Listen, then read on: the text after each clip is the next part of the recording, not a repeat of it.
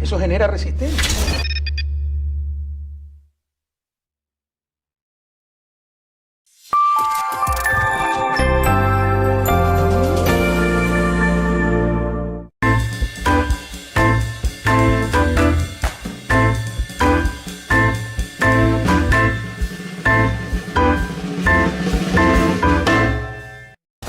Bienvenidos amigos a otro programa más de Conversando con Correa. 50 millones de habitantes, la tercera economía más grande de América Latina, después de Brasil y México. Un país lleno de color, de sabor, de aromas, de gente linda, de una extraordinaria cultura. Me refiero a nuestra extraordinaria Colombia, pero también un país más de medio siglo azotado por la violencia. ¿Qué ha pasado? ¿Qué sigue pasando? ¿Qué pasará en el futuro? Me sugirieron de producción hablar sobre el guerrerismo en Colombia. Pero así como hay gente guerrerista, hay gente que busca la paz. Podemos hablar muchísimo también del pacifismo en Colombia. Y hoy tenemos como invitada a una de esas extraordinarias mujeres colombianas que ha arriesgado hasta su propia vida buscando esa paz tan anhelada. Me refiero a la ex senadora Piedad Córdoba. Bienvenida, Piedad, y muchas gracias por aceptar nuestra invitación. No, todo lo contrario, presidente Correa. Me siento muy honrada de estar en este programa conversando con Correa y sobre todo por una situación o una condición que para mí es maravillosa. Usted fue tal vez el mejor presidente que ha tenido el Ecuador en los últimos años. Transformó al Ecuador y mandó un mensaje también de que sí somos capaces de combatir la corrupción, que sí somos capaces de lograr que la gente viva bien y sobre todo que deja una impronta como uno de los mejores presidentes del mundo. Entonces para mí es un honor, antes todo lo contrario. Muchísimas gracias por tu generosa palabra, pero hoy se dice todo lo contrario, ¿no? Lo que no nos pudieron derrotar en las urnas, y confunden a la gente, creen que un gobierno honesto es el que no tiene casos de corrupción. Eso es imposible. Sí. Hasta el Papa Francisco dijo que encontró en el Vaticano corrupción. Un gobierno honesto es el que no tolera la corrupción. Y tú sabes que jamás la toleramos. Sí. Pero en todo caso, conversemos sobre nuestra querida Colombia, un país tan maravilloso, hay gente tan linda. Yo creo que los latinoamericanos más simpáticos son los colombianos. ¿Cómo es posible tanto conflicto? ¿Cómo es posible 50 años de guerra fratricida? Como presidenta de la Comisión de Derechos Humanos del Congreso, como presidenta de la Comisión de Paz del Congreso, pues obviamente le toca a uno conocer muy de cerca la realidad de la guerra, de la violencia. Y hay que decir lo siguiente, hombre, esto no ha sido generado por el pueblo colombiano, esto ha sido generado por una élite política que se hizo al poder, que además se repartió el poder entre los liberales y los conservadores durante muchísimos años y dejaron por fuera cualquier otra opción política que pudiera transformar el poder.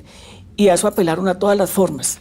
Hubo un gobierno que fue el de Abadía Méndez, donde hubo una masacre espantosa cuando los trabajadores se levantan a exigir mejores condiciones laborales. Eso fue en Ciénaga Magdalena. Se llamó la masacre de las bananeras, que entre otras cosas Jorge Eliezer Gaitán hizo un debate extraordinario en el Congreso denunciando.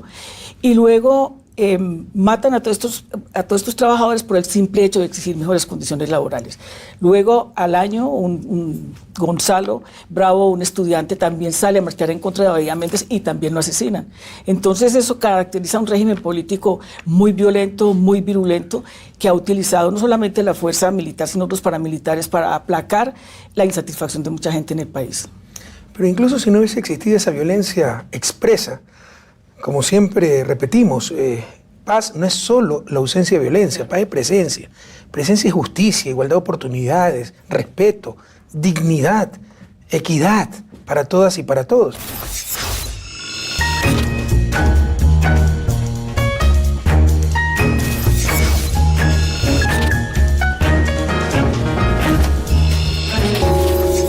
Leyendo algunas cifras sobre Colombia son realmente espeluznantes. Por ejemplo, Oxfam sostiene, este es un reporte del año 2017, que el 81% de la tierra cultivable, 81% de la tierra cultivable en Colombia pertenece al 1% de la población. Sí, y hay un hecho que ha hecho, perdóname la redundancia, muchísimo daño para la paz de Colombia, y es precisamente la doctrina de la seguridad nacional, es decir, la intervención gringa en todos los asuntos que tienen que ver precisamente con esa guerra que se generó en Colombia y que deriva en un momento determinado en lo que es el Plan Colombia, ese plan de reingeniería militar, de glifosato, lo que fue precisamente también la remodelación supuestamente de las cárceles.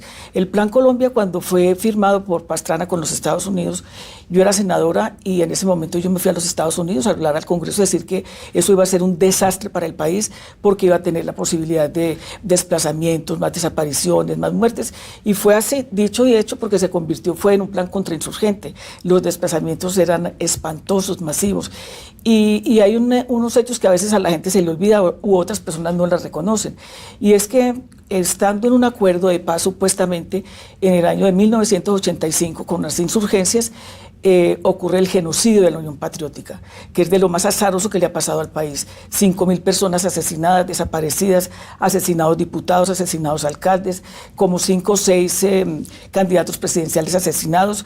Luego, a finales del año, precisamente en los años 90, es donde ya entra ese pacto de Plan Colombia, que fue desastrosa con la instalación de las bases militares, pero sobre todo con una campaña de montajes, de desprestigio, y una acción contrainsurgente que no estaba persiguiendo acabar supuestamente con el narcotráfico, con los cultivos de destinación ilícita, sino acabar con los líderes y lideresas sociales y populares del país. Sí, las cifras son espantosas, ¿no? Aquí tengo un reporte, incluso es hasta el 2012, un poco desactualizado, pero 218.000 muertos por la guerra en Colombia, de ellos 81% civiles, 23.000 personas muertas en asesinatos selectivos, 11.000 asesinados en masacres, desaparecidos 25.000. Y esto casi no conoce el mundo. Esta ha sido la violencia en Colombia. La cifra actual es más o menos 60.000 personas desaparecidas. Y a esto hay que aunarle algo que no se puede dejar de lado, y es que el poder político en Colombia no solamente ha ido de la mano de los militares, que es la institucionalidad, la legalidad, pero ha sido de la mano del paramilitarismo, que ha hecho mucho daño en el país. Mira, hay 8 millones de hectáreas arrebatados a los campesinos.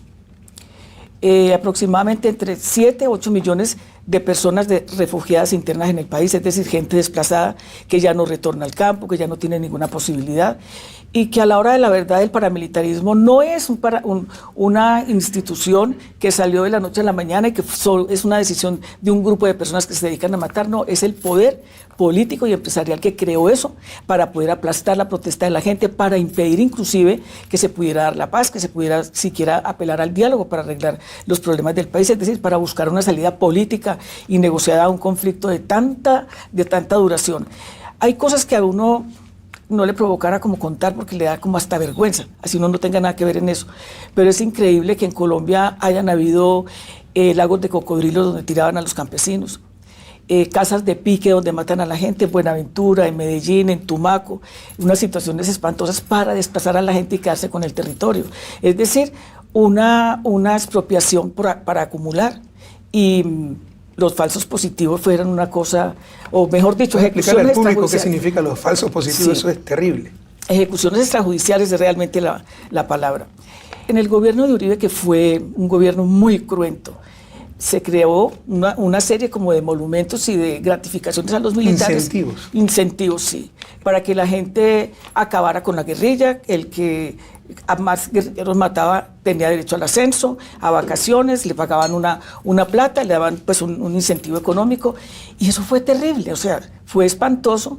Yo tengo un caso que lo recuerdo así, de las cosas más duras, en un sitio de la costa en Sucre que se llama Toluviejo, donde yo fui a hacer una audiencia ya con la gente, y era increíble ver que a 12 muchachos los desaparecieron en el mismo día, y los encontraron vestidos de guerrilleros, los habían asesinado a todas, hasta un muchacho que tenía un retardo mental. Y eso es nada para lo que ocurrió en el norte de Santander, en las Madres de Soacha y en Bogotá. 10.000 ejecuciones extrajudiciales, matarlos para cobrar plata. Qué locura, ¿no? Matarlos, sí. ¿Por cuántos muertos generaban? Impresionante. Y yo creo que la cifra que se da de asesinatos, homicidios por la guerra es mucho más alta, Rafael. Es mucho más alta. Desplazados, aquí tengo la cifra de 4.700.000, pero me decías que esa cifra es mucho mayor. La cifra es mucho mayor, sí. La cifra es mucho mayor. El país tiene un problema muy serio con el desplazamiento. Y mira, por ejemplo, se aprueba la ley de tierras, que es producto supuestamente de todo este acuerdo, de todo este proceso. Empiezan supuestamente a devolverle la tierra que le quitaron a los campesinos. Y cada que hay una reunión o hay una audiencia con los campesinos, han asesinado todos los reclamantes de tierras. Ahora se han disparado todas esas formas delincuenciales de violencia. Hay un problema muy serio de las bandas de jóvenes en las regiones, en los municipios, en Medellín, por ejemplo, que se dedicaron a vivir del crimen, a delinquir, porque no hay opciones. O sea, es un país que tiene casi un 10% de desempleo. Hay una gran informalidad en Colombia, es decir, eso significa que la gente no tiene seguridad social, o sea, que no goza de los privilegios de un trabajo en las condiciones de que debería ser. Pero eso sucede en muchos países de América Latina, porque en otros países eso no ha desembocado en una violencia tan cruenta como sucedió en Colombia. Sí, porque ha sido la violencia ha sido el instrumento de la clase política y económica para aplastar a la gente y para no dejarla. Y eso se fue inveterando, se fue quedando. El paramilitarismo hoy está peor que antes. Peor que antes. El paramilitarismo Pensé que en teoría se desmovilizaron. En teoría se desmovilizaron, pero ahora están regados nuevamente por todo el país. Y el nivel de crueldad de esa gente era impresionante, inimaginable, algo increíble. Mucha masacre, desmembramientos. Torturas. Yo estuve secuestrada por el peor de todos, que fue Carlos Castaño, el más sanguinario de todos, el más sanguinario, aplaudido por toda la clase política, aplaudido por empresarios, mejor dicho, merecía casi que una medalla. En cambio, los luchadores sociales, los que realmente protestan por sus condiciones de vida, a mucha gente la asesinaron. Esa es la doble moral, ¿no? Mira, en Venezuela, ¿no? Se la pone como el país violento, inseguro, porque se tratan de cambiar las cosas, esas relaciones de poder, en función de las grandes mayorías. Eso genera resistencia de los que siempre han mantenido ese poder para excluir. Y bueno, pero sirve de propaganda. Pero en realidad los países más violentos, con todo respeto y cariño, profundo cariño, pero los países más violentos siempre han sido gobernados por la derecha. Colombia, México. Claro.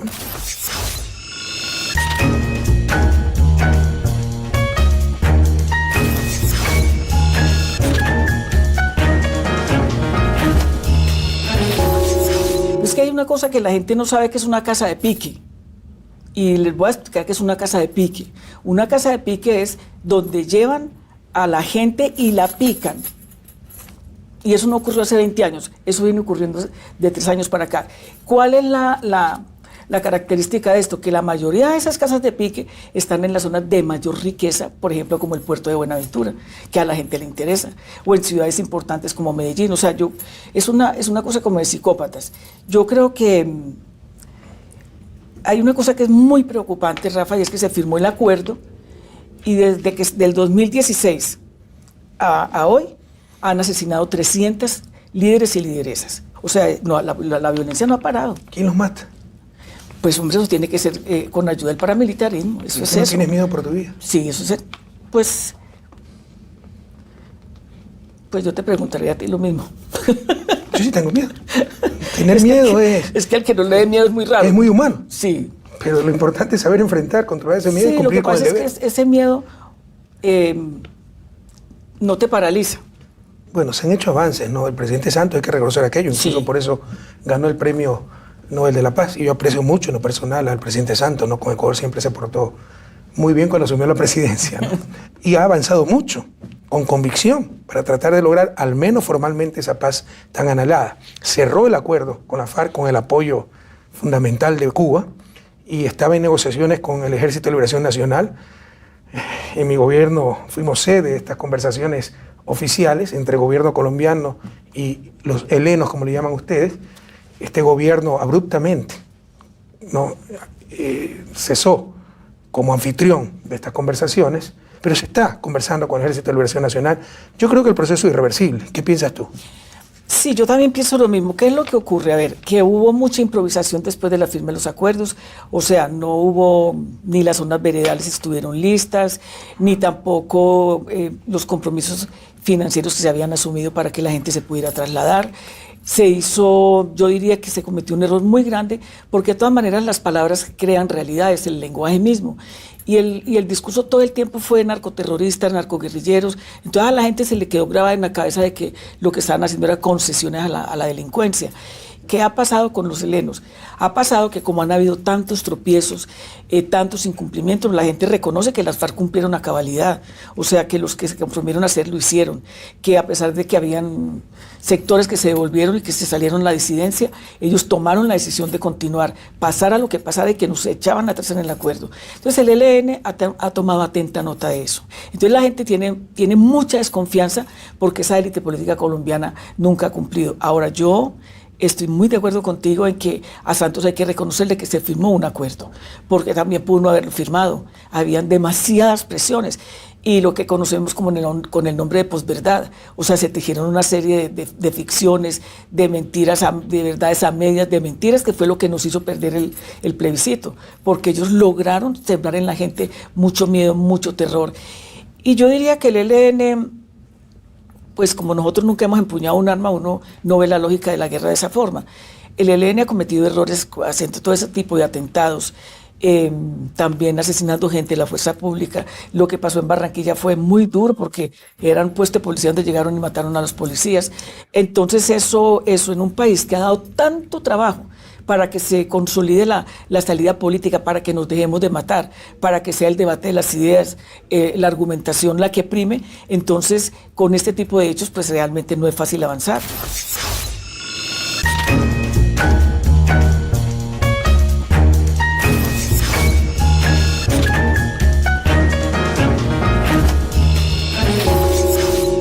Guardemos la esperanza de que esto continúe.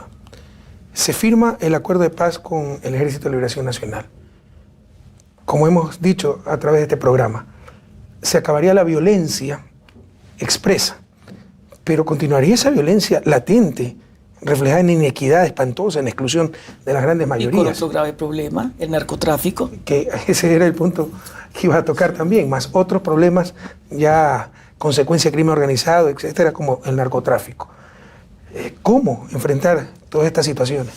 Yo creo que lo que tú has dicho es muy importante. O sea, aquí también tiene que haber una discusión sobre el modelo, los modelos que requiere el país. Realmente el país tiene que hacer unas reformas profundas, tiene que reindustrializar el país si quiere generar riqueza y sobre todo tiene que buscar la posibilidad de volver a producir en el campo. Hoy leía yo en el periódico El Tiempo una página completa de los cultivadores de maíz que le dicen al gobierno que prácticamente los acabó porque la importación de maíz modificó el Tratado de Libre Comercio, entonces el maíz lo están entrando como quieren y el año pasado la importación de arroz en el país fue increíble, 5 millones de toneladas. Un país latinoamericano importando arroz, sobre todo de esa región, ¿no? Nosotros somos productores de arroz, muchas veces tenemos excedentes para exportar, pero tener que importar arroz me parece increíble. Importando arroz, importando maíz, importando cereales, importando sorgo, importando panela, importando frutas, o sea, es una cosa, eso es una economía extractiva totalmente, pero que realmente no ha generado la posibilidad de volver a producir en el campo. Y Colombia es un país que ya tiene algunos años un trato de libre comercio con Estados Unidos, de los tantos mitos, sí, ¿no? Como el libre comercio beneficia siempre a todo eso es falso. Eso es tiene mentira. Grandes víctimas que son los más débiles, sí, y no son los que salen en los periódicos. La lógica contrafactual, ¿no? O sea, como la autarquía es inviable, es mala, tratar de depender solo de uno mismo, un mundo interconectado. Entonces, mientras más apertura, mejor. No, hay un óptimo. Es como si la fiebre es mala, entonces congelemos al paciente, pues lo mata. No, hay un nivel de temperatura óptimo para el cuerpo humano y hay que proteger la industria nacional, los pequeños productores, tantos condicionantes que tiene un inteligente aperturismo, no el bobo aperturismo que muchas veces han practicado nuestros países, pero estamos desviando un poquito del tema. Veamos el otro escenario. Pero sabes una cosa que no es desviar el tema, te voy a decir. Sí, porque esto tiene consecuencias en la justicia social, en la oportunidad de trabajo. Terrible. Cuando nosotros nos opusimos a la firma del Tratado de Libre Comercio, que fue en Cartagena, nosotros, un grupo de senadores y senadoras, nos fuimos. Y lo que hicimos fue que nos dieron, la policía nos dio palos, nos tiraron gases y no pudimos hacer nada. Pero hoy el país está sufriendo las consecuencias de un modelo que excluye mucha gente, porque al no generar riqueza, o sea, te voy a poner un ejemplo más claro. Tumaco. En Tumaco, la mayoría de la gente producía muchísimo, cultivaba muchísimo arroz, o sea, todo lo que eran cereales, es decir, el departamento de Nariño. Entonces, al que toda esa empresa se vaya al suelo, ¿qué hicieron los campesinos negros y negras? Sembrar coca. Entonces, tú no le puedes decir a una persona, no siembre coca, pero tampoco le das ninguna alternativa. O sea, los tratados de libre comercio hay que revisarlos para darle garantías a los productores y a los empresarios colombianos, que no significa cerrar la puerta, pero no puede ser posible que se enriquezcan los de afuera de cuenta de lo que nosotros mismos producimos y la gente adentro totalmente quebrada.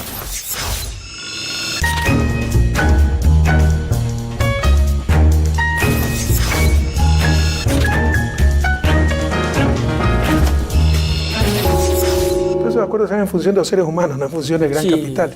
Bueno, también podríamos dedicar todo un programa para hablar de la lucha contra la droga, que yo creo que es una guerra perdida si se sigue con las mismas estrategias. Por ejemplo, no dar alternativas a los campesinos. ¿Qué les toca? Cultivar coca. Y reprime lo que quiera, arrasa lo que quiera, quema lo que quiera, asesina a esos Sí. campesinos y vendrán otros porque es su forma, la única opción que tienen para subsistir. Y sí, indigna como latinoamericanos, porque como decía el gran Eduardo Galeano, ¿no?, el autor de Las Venas Abiertas de América Latina, escritor uruguayo, querido Sí. amigo, falleció hace algunos años, mientras nosotros ponemos los muertos, ellos ponen las narices. Sí. Resulta que solo reprime la producción, no el consumo. No solo eso, si fuera la producción de Estados Unidos, ellos hubieran buscado otra salida, otra estrategia, Sí. como ocurrió con la prohibición del alcohol en los años 20. Sí. La única enmienda a la Constitución de Estados Unidos que ha sido derogada, la prohibición del alcohol. ¿Por qué? Porque generaron un mercado negro, mafias, Al Capone, todo Sí. aquello, ¿no?, que se enriquecía ilícitamente, se generó violencia, pero los productores estaban en territorio norteamericano y los consumidores también. Ahora, los consumidores están en el territorio norteamericano, los productores en territorio latinoamericano, entonces la solución es bombardear, quemar, arrasar, matar. Debe cambiarse esa estrategia que además es inhumana. Mira. Y está condenada al fracaso. Yo fui mediadora en el conflicto social que se generó hace 2 años en el Catatumbo, que fue terrible. La gente ya no, como dice uno vulgarmente, ya no come cuento. Entonces esos campesinos todos se movilizaron y se enfrentaron con la policía, una serie, mejor dicho, una masacre, la cosa más espantosa. Entonces, ¿cuál era la razón de ser del asunto? Hombre, sin agua, sin luz, sin vías. Y fuera de eso, sembrando coca para poder sobrevivir. Es una región muy rica, muy rica. Entonces uno va allá y uno no sabe qué decirle a la gente porque la gente tiene la razón.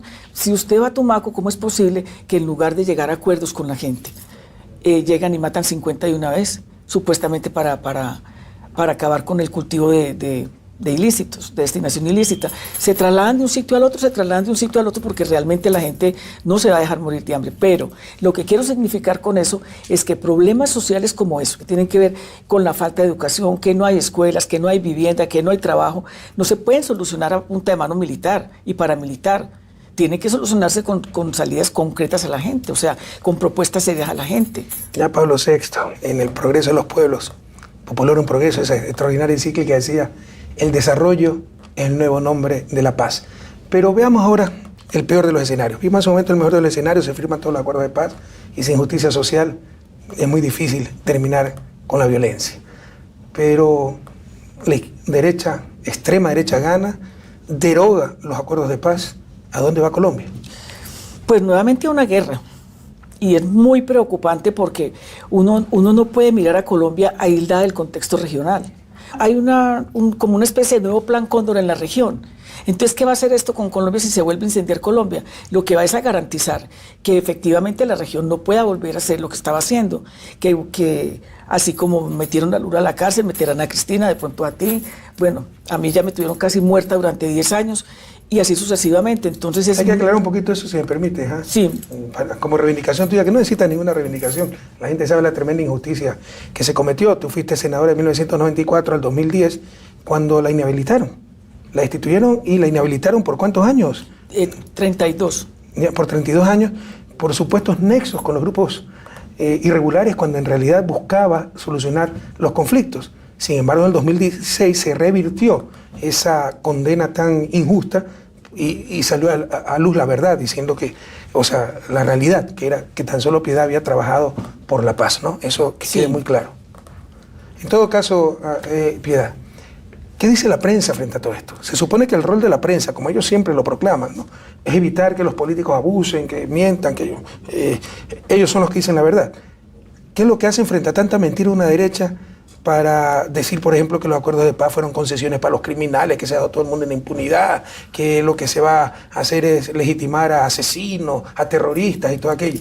¿Cuál es el rol de la prensa en este conflicto y en la búsqueda de la paz? No, el rol ha sido nefasto.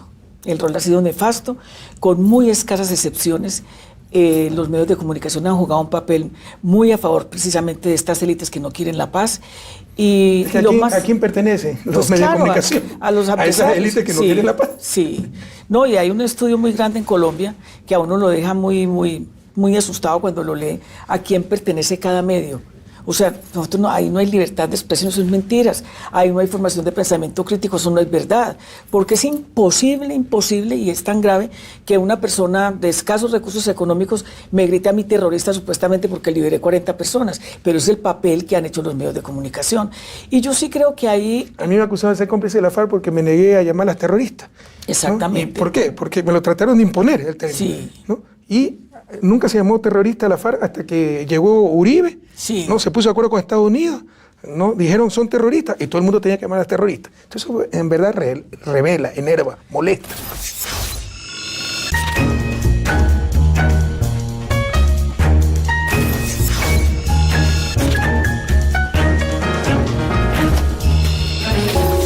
No, y mira que hay una cosa que es muy preocupante. Por ejemplo, hubiera sido muy importante, y se lo dijimos al presidente Santos en muchas oportunidades, que tenía que ser una pedagogía para la paz, que la gente tenía que justiciar la paz, que tenían que tener claro que la paz no era entre las FARC y el gobierno, la paz nos pertenece a todos los colombianos y colombianas. Por lo tanto, si bien es cierto, esa guerra se vivió en las zonas rurales, mucho más apartadas, también tiene su impacto en las zonas urbanas, porque todos esos recursos de la guerra que podrían ir a centros de salud, a escuelas, a universidades, se van para la guerra, que es un gran negocio. Yo quería decirle al público que Colombia tiene mayor gasto militar en porcentaje de su producción nacional que el propio Estados Unidos. Sí. Gasta cerca de 3.5%, sin contar las ayudas del Plan Colombia, que vienen desde el exterior, ¿no? Yo creo que una forma violenta de hacer violencia es mantener a la gente en la miseria y en la pobreza. Es que la gente realmente no pueda tomar la decisión de participar, por ejemplo, en un presupuesto participativo. Gandhi decía, ¿no? La pobreza es una forma de violencia. Sí. Y tal vez la peor forma de violencia. Es la peor forma de violencia. Mira que en el Guainía, que es un departamento que limita con Venezuela, donde hay mucho coltan, donde hay mucho oro, donde hay mucha riqueza, sinceramente que es tan vergonzoso ir uno a recorrer San José y ver a la gente, 2.000, 3.000 personas viviendo bajo cauchos negros, sin agua, sin luz, sin nada. Y esa es una forma muy violenta también, una forma de hacer violencia desde el Estado. Nos ha preocupado todo lo que nos dices en forma tan brillante, querida Piedad, pero también nos interpela y nos compromete. Todos debemos juntar el hombro para lograr la tan anhelada paz en Colombia, un conflicto latente en nuestro continente, en las entrañas mismo de la patria grande, un país tan querido como es la República de Colombia, un conflicto tan antiguo que ha costado tantas víctimas. Pero ese es solo el primer paso, el cese de la violencia. En la segunda cumbre de la Comunidad de Estados Latinoamericanos del Caribe realizada en Habana, declaramos a América Latina y el Caribe zona de paz. Pero como ya mencioné, paz no es solamente la ausencia de violencia, es presencia. Presencia de justicia, derechos, oportunidades, educación, salud, techo digno para todas y para todos, un trabajo estable, un trabajo adecuado, prosperidad. Y esa es la tarea pendiente para todo el continente. Muchísimas gracias, Piedad, por habernos acompañado. A ti por este inmenso honor. Y a ustedes, queridos amigos, hasta el próximo programa de Conversando con Correa.